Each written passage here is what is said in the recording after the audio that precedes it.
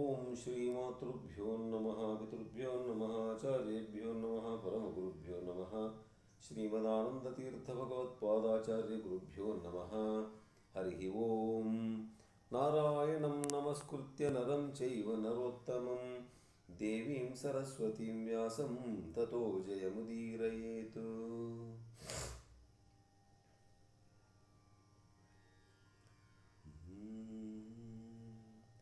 ತಿಳಿಯ ಹೇಳುವೆ ಕೃಷ್ಣ ಕಥೆಯನು, ಇಳೆಯ ಜಾಣರು ಮೆಚ್ಚುವಂತಿರೆ ನೆಲೆಗೆ ಪಂಚಮ ಶ್ರುತಿಯ ನೊರೆವೆನು ಕೃಷ್ಣ ಮೆಚ್ಚಲಿಕೆ.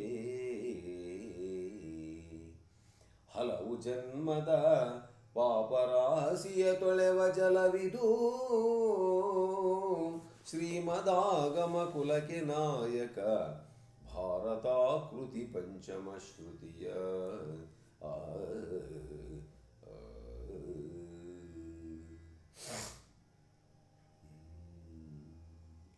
ನನ್ನ ಆತ್ಮೀಯ ಅಧ್ಯಾತ್ಮ ಬಂಧುಗಳೇ, ಕುಮಾರವ್ಯಾಸ ಭಾರತದ ಭೀಷ್ಮ ಪರ್ವ ಈಗ ಪ್ರಾರಂಭ ಆಗುತ್ತೆ.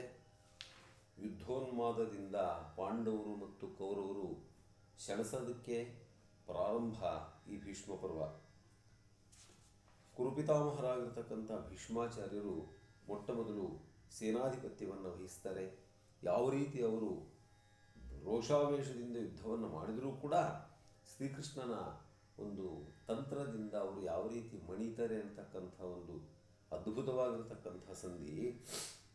ಹಿಂದಿನ ಸಂಧಿಯಲ್ಲಿ ಬಲದ ಮುಂಗುಡಿ ಭೀಮನದು ಯುದ್ಧರಂಗದ ವರ್ಣನೆ, ಪಾಂಡವರು ಯಾವ ರೀತಿ ರೆಡಿ ಆಗ್ತಿದ್ದಾರೆ ಯುದ್ಧಕ್ಕೆ ಅಂತ. ಬಲದ ಮುಂಗುಡಿ ಭೀಮನದು ಪಿಂಗಳಿಯಲಾತನ ಕಾಹು ಬೀಡಿನ ಒಳೆಯದಾರೈಕೆಗಳು ಸಾತ್ಯಕಿ ಪಾರ್ಥನ ಕುಲರಿಗೆ.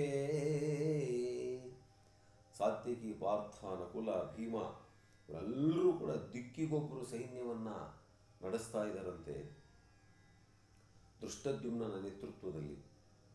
ಬಲ ಮಹಾಂಬುದಿಯಳು ಇರುಳು ತಳವಳಿಕೆ ಹಿಡಿಂಬಂಗೆ. ಮಹಾಪ್ರಚಂಡನಾಗಿರ್ತಕ್ಕಂಥ ಭೀಮನ ಮಗ ಘಟೋದ್ಗಜನ ಒಂದು ರಾತ್ರಿಯ ಜವಾಬ್ದಾರಿ ಅವನಿಗೆ ಕೊಟ್ಟಿದ್ದಾರಂತೆ. ರಾಕ್ಷಸ ಅವನು. ಆದರೆ ಪಾಂಡವರುಳಿವು ಗದುಗಿನ ವೀರ ನಾರಾಯಣನ ಸುಯಿದಾನ. ಇಷ್ಟರ ಮೇಲೆ ಪಾಂಡವರ ಉಳಿವು ಕೂಡ ಆ ಪರಮಾತ್ಮನ ಕೈಯಲ್ಲಿದೆ ಅಂತ ಹೇಳಿ ಕುಮಾರವ್ಯಾಸ ಹೇಳ್ತಾನೆ ಅಂತಕ್ಕಂಥ ಪದ್ಯಕ್ಕೆ